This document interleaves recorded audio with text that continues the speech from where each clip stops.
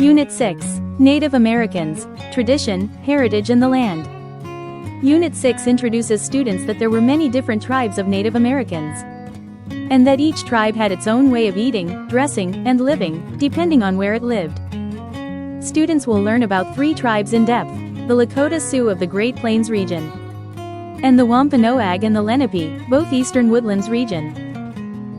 In this unit, students will focus on using details to describe key concepts in informational texts about Native Americans. Students will use a graphic organizer to compare and contrast the food, clothing, shelter, and environment of the Lakota Sioux, Wampanoag, and Lenape.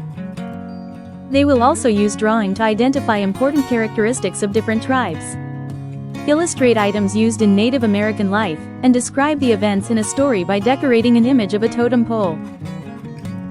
Remember to discuss these essential questions. What are the 3 things that diverse tribes needed to survive? What was the environment of the blank tribe?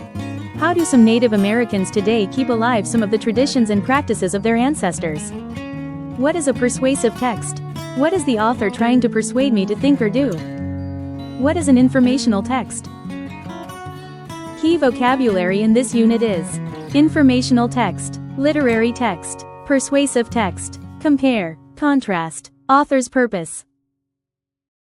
Also remember to apply these quick check and understanding techniques like sit down, stand up, if true stand up, if false sit down, pose different statements.